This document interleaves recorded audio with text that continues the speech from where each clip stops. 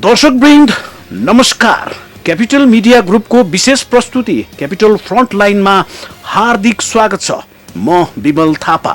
साताभरिका विविध समाचार, घटनाक्रम र रोचक सन्दर्भहरू हामी कार्यक्रममा प्रस्तुत गर्दछौँ। तपाईले यो कार्यक्रम क्यापिटल टिभी एचडी लगायत क्यापिटल मिडिया ग्रुपको मोबाइल एप CMG तथा हाम्रा अनलाइन संस्करणहरूमा समेत हेर्न सक्नुहुनेछ। यो साताका मुख्य घटनाक्रम कस्तो छ त? सुरुमा यो हेरौं।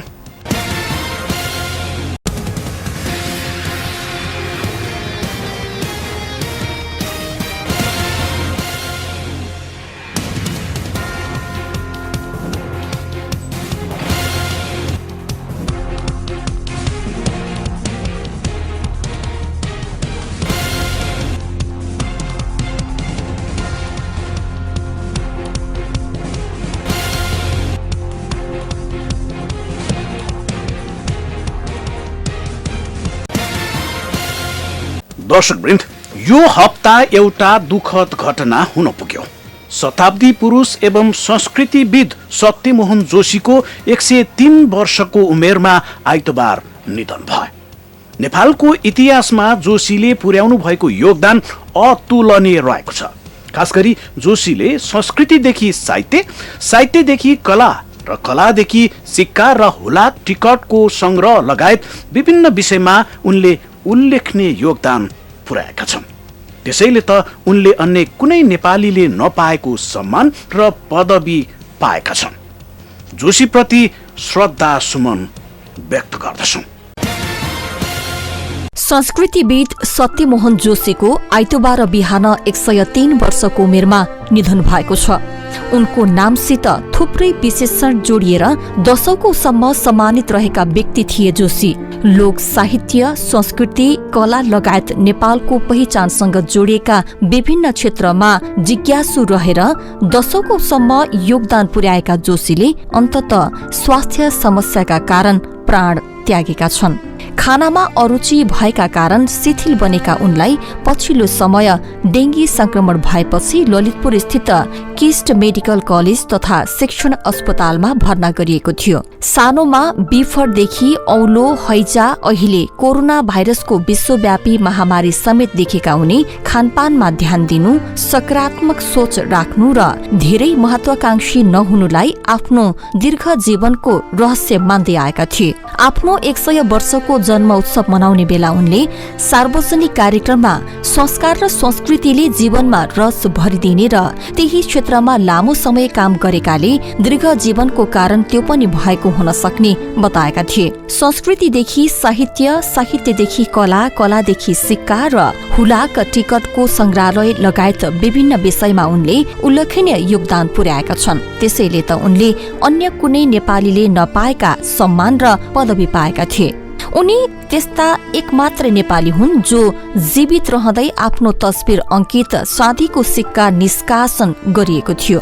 100, 1000 र 2500 का सिक्काको एउटा पाटोमा जोशीको तस्बिर छ भने अर्कोतर्फ सगरमाथाको तस्बिर छ। 8 दशक भन्दा लामो कालखण्डमा विभिन्न विषयको खोजीमै सक्रिय रहेका जोशीले जीवनका आखिरी वर्षमा पनि विश्राम नलिएको उनलाई नजिकबाट चिन्नेहरूले बताएका छन्। 102 वर्षको उमेर पुग्दा प्रकाशित उनको आत्मकथा विमोचन हुँदा उनी आफै उपस्थित भएका थिए। केही बेर मन्तव्य पनि दिएका थिए।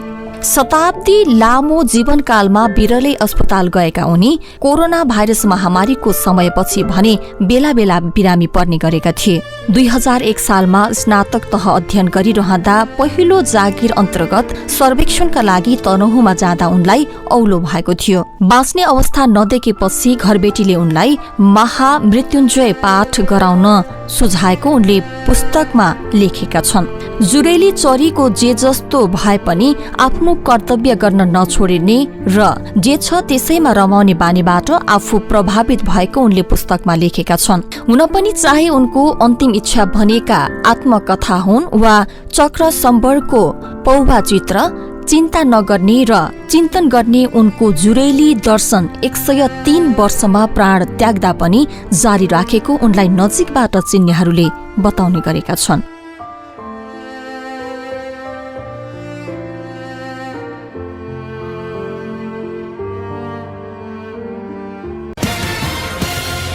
दर्शकवृन्द, आगामी मङ्सिर 4 गते हुने प्रदेश सभा र प्रतिनिधि सभाको मिति जति जति नजिकै छ त्यति निर्वाचनको माहौल पनि तातिरहेको छ।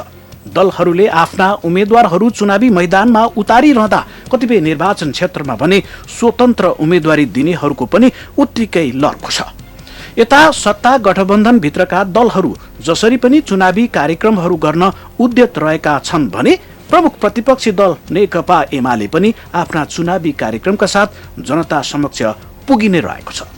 निर्वाचनको सम्मुखमा सत्ता गठबन्धनभित्रको समीकरणमा केही बदलाव आएसँगै आफ्नो प्रधान शत्रु नेकपा एमालेलाई सार्वजनिक रूपमै आलोचना गर्न समेत उनीहरू लागि परेका छन्।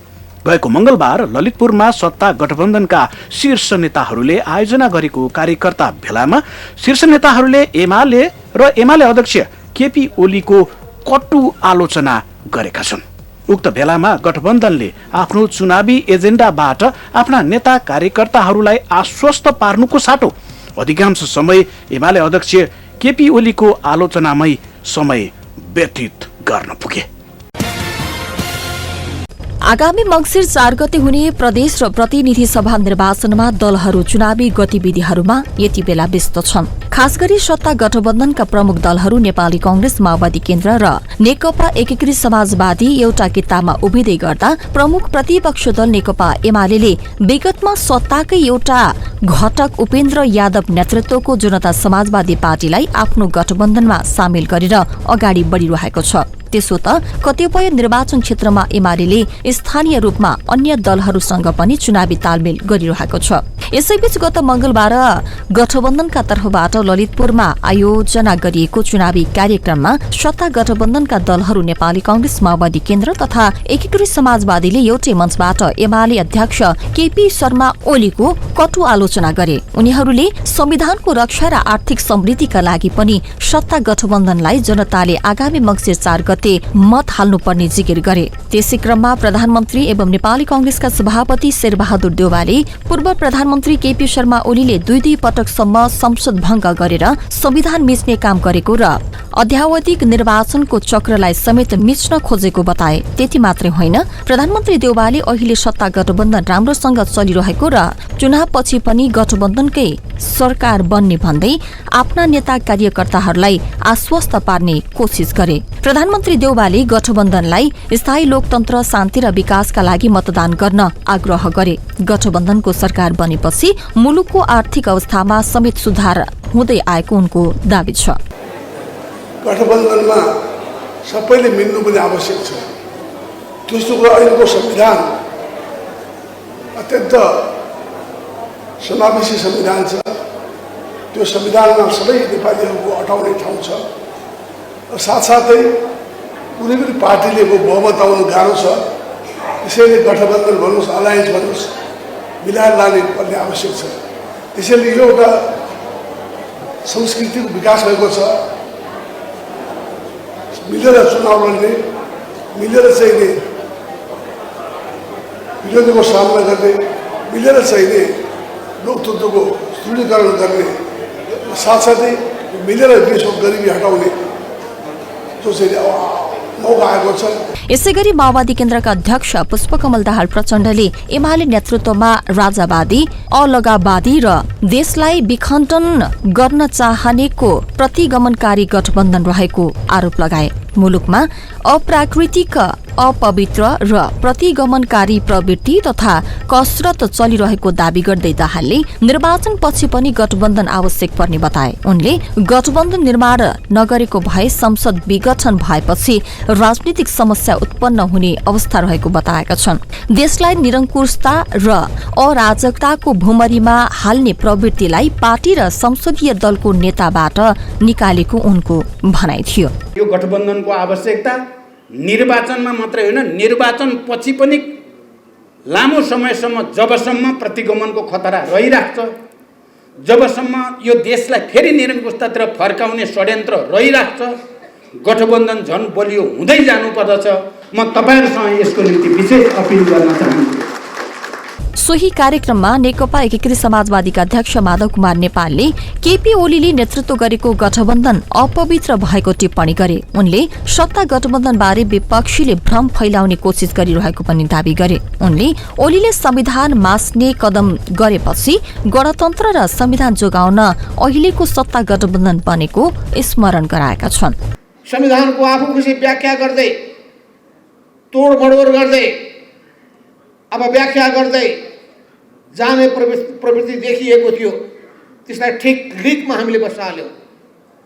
गणतन्त्र पनि मास्ने अभियान सुरु हुनु खोज्दै थियो, त्यसलाई पनि जोगाउने हामीले काम गऱ्यौँ। अस्थिरताबाट देशलाई जोगाएर स्थिरताको दिशामा अघि बढाएर लिएर गयौँ। यसरी यी पवित्र उद्देश्यका साथ यी यस्ता पार्टीहरूको बिचमा हामीले गठबन्धन गऱ्यौँ जुन पार्टी बीचको एकताको लामो परम्परा रहँदै आएको छ। यो साता पनि देशभरि फैलिएको डेंगी संक्रमणको भयावहमा कुनै पनि कमी आउन सकेन। चुनाव लागेको सरकारले डेंगी संक्रमण र यसबाट जोगिने उपायका बारेमा यथेष्ट ध्यान दिन नसक्दा यो कार्यक्रम तयार पार्दासम्म देशभरि 42,504 जनामा संक्रमण पुष्टि भएको छ भने हालसम्म 51 जनाले ज्यान गुमाइसकेका छन्। तर सरकारलाई भने आगामी मङ्सिर 4 गते हुने निर्वाचनको तयारी र त्यससँग सम्बन्धित गतिविधिहरूमा भ्याइ नभ्याइ भइरहेका बेला डेंगी रोग रोकथाम र नियन्त्रणमा ध्यान दिने फुर्सद नै छैन। स्वास्थ्य विशेषज्ञहरूका अनुसार डेंगी नियन्त्रणका लागि प्रभावकारी एउटै उपाय हो लामखुट्टेको लार्वा खोजेर नष्ट गर्नु नै हो। तर सरकारले त्यही अभियान पनि प्रभावकारी रूपमा सञ्चालन गर्न नसक्दा डेंगी संक्रमणले नेपालमा प्रकोपको रूप लिएको छ। अहिले देशभर डेंगी रोगीको संख्या 42,504 पुगेको स्वास्थ्य तथा जनसङ्ख्या मन्त्रालयको तथ्याङ्कले देखाउँछ।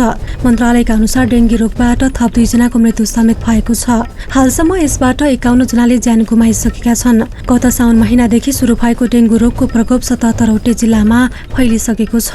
अहिले घर घरमा डेंगीका बिरामी रहेका छन्।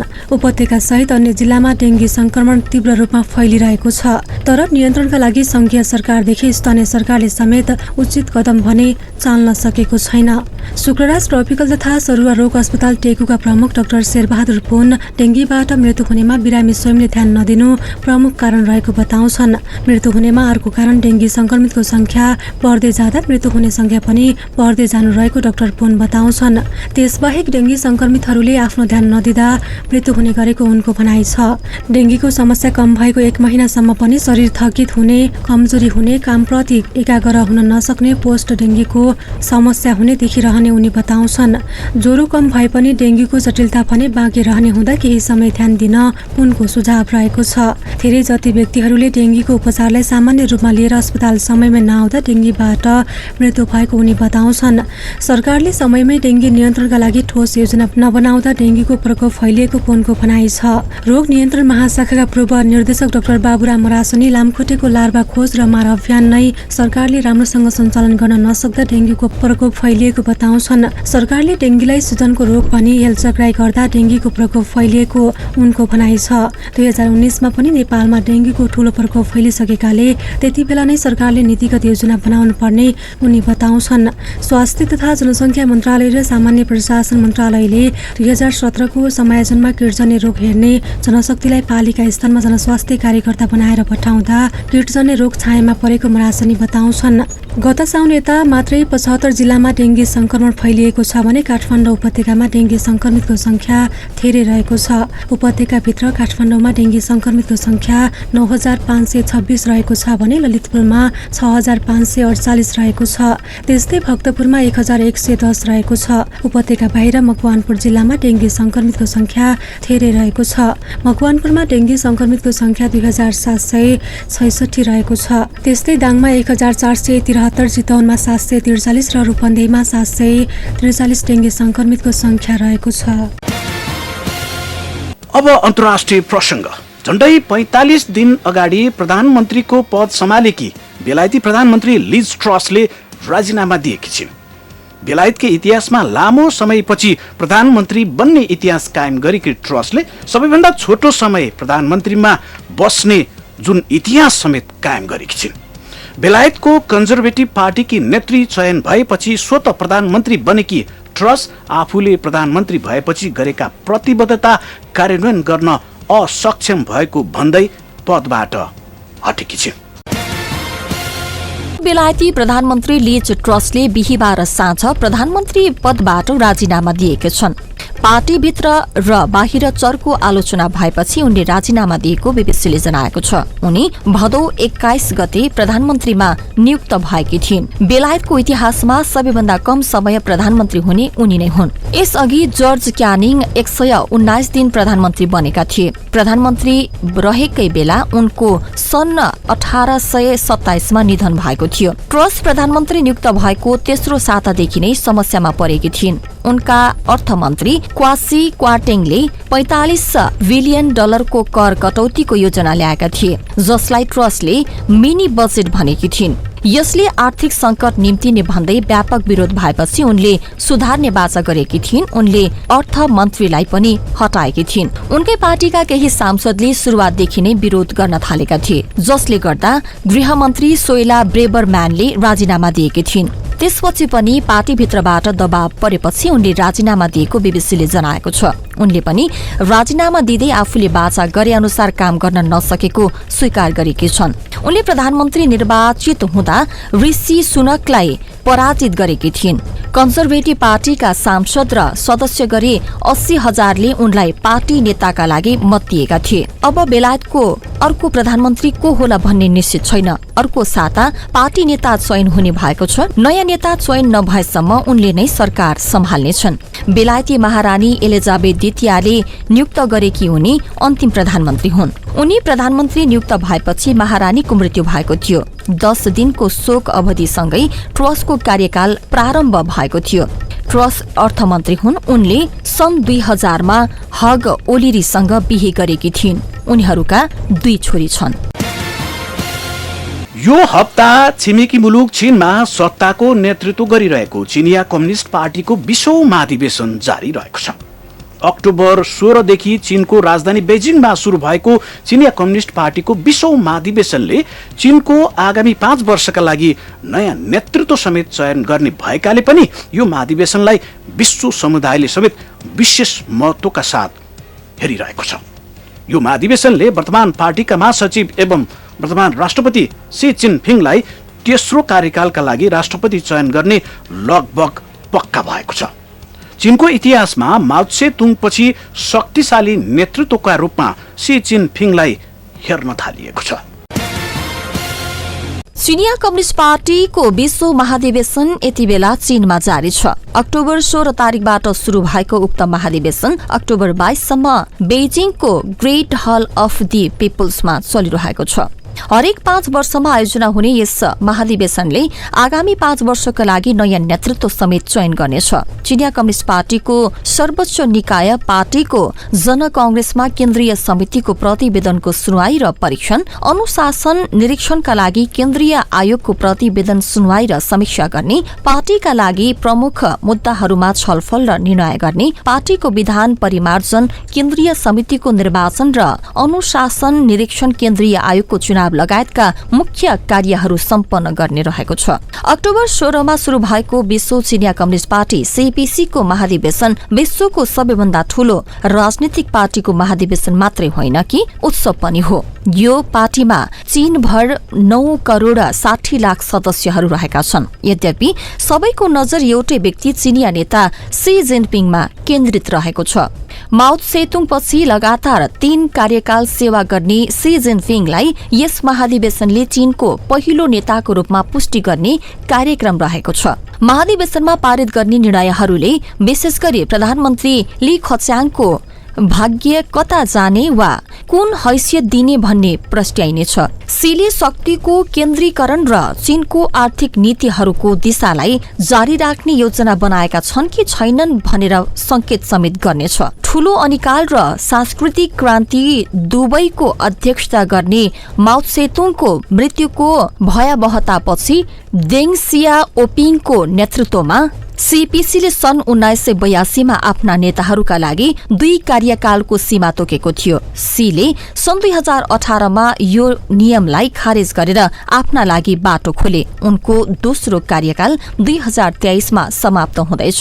विश्वको दोस्रो ठूलो अर्थतन्त्र भएको मुलुक चीनका नेताले महाधिवेशन सुचारू रूपमा चाल्ने सुनिश्चित गर्न सम्भव भएका सबै प्रयासहरू गरेका छन्। महाधिवेशनको सुरक्षाका लागि लक्षित गर्दै बेजिङमा जुन महिनादेखि नै सबै विशेष सुरक्षा उपायहरू अपनाइएको थियो। सीले महाधिवेशनमा हुने घोषणाहरूको अन्तिम रिहर्सलका लागि केन्द्रीय समितिका सबै सदस्यहरूलाई अक्टोबर 9मा भेला गराएका थिए। 5-5 वर्षमा हुने चिनिया कम्युनिस्ट पार्टीको यो महाधिवेशनमा देशभरिबाट झण्डै 2300 जना प्रतिनिधि सहभागी छन्। चिनिया कम्युनिस्ट पार्टीको महाधिवेशनमा तेस्रो कार्यकालका लागि सी नै फेरि चुनिनेछन्। सन् 2012मा पहिलो पटक महासचिव भएका सीले यसअघि नै चिनिया कम्युनिस्ट पार्टीको विधानबाट 2 कार्यकालको सीमा हटाइसकेका छन्। शीर्ष नेतृत्वमा सी दोहोरिए पनि चिनिया कम्युनिस्ट पार्टीको पोलिट ब्यूरो, स्थायी कमिटी र केन्द्रीय कमिटीमा यसपालि धेरै फेरबदल हुने अनुमान गरिएको छ। महाधिवेशन सकिएपछि भने चीनको भावी दिशाका बारेमा केही संकेतहरू देखा पर्नेछन्। महाधिवेशनको कार्यतालिकाको सबैभन्दा महत्वपूर्ण पक्ष भनेको 25 पोलिट ब्यूरो सदस्यहरू प्रस्तुत हुँदा पनि चीनको सर्वोच्च निर्णय गर्ने निकायकै निर्णय लागू हुने हो। सिन्हुआ समाचार एजेन्सीका अनुसार आइतबार बिहान राजधानी बेजिङको ग्रेट हल अफ द पिपुल्समा पार्टीको महाधिवेशन शुरू भएको हो। राष्ट्रिय महाधिवेशनमा पार्टी महासचिव तथा चीनका राष्ट्रपति सी जिनपिङले सम्बोधन गरेका थिए। सम्बोधनका क्रममा उनले कोरोना भाइरस विरुद्ध चीनको लडाई र चीनले लिएको आर्थिक नीतिको प्रशंसा गरेका थिए। सन् 1982 अघि चिनिया कम्युनिस्ट पार्टीको राष्ट्रिय कांग्रेसको समय अनियमित थियो। युद्धका वर्षहरूमा नियमित राष्ट्रिय महाधिवेशन गर्न गाह्रो थियो। चिनिया कम्युनिस्ट पार्टीको मेमोरोबिलियाको वेबसाइटका अनुसार चिनिया कम्युनिस्ट पार्टीको इतिहासमा 2 वटा राष्ट्रिय महाधिवेशनहरू बीचको सबैभन्दा लामो अन्तराल 11 वर्ष थियो। सन् 1945मा चिनिया कम्युनिस्ट पार्टीको 7औं राष्ट्रिय महाधिवेशन र 8औं राष्ट्रिय महाधिवेशन भएको थियो। 8औं राष्ट्रिय कांग्रेसले प्रत्येक 5 वर्षमा राष्ट्रिय कांग्रेस बोलाउने निर्णय गर्यो। 1969मा नव राष्ट्रिय कांग्रेसले विशेष परिस्थितिमा मात्रै राष्ट्रिय कांग्रेस अघि वा पछि गर्न सकिने प्रावधान राख्दै पार्टीको संविधानमा यो धारा समावेश गरेको थियो। त्यसबेला 10 वर्षीय सांस्कृतिक क्रान्ति 1966 देखि 1976 थियो र 10औं राष्ट्रिय कांग्रेस 1973 र 11औं राष्ट्रिय कांग्रेस 1977 अघि नै सम्पन्न भएको थियो। दर्शकवृन्द, साताभरिका यी विविध समाचार गतिविधिहरू सहित आजको क्यापिटल फ्रन्टलाइन यति अर्को श्रृङ्खलामा नयाँ र रोचक सामग्री लिएर आउनेछौँ। तबसम्मका लागि हामी सबैलाई बिदा दिनुहोस्। क्यापिटल टेलिभिजन हेर्दै रहनुहोला। नमस्कार।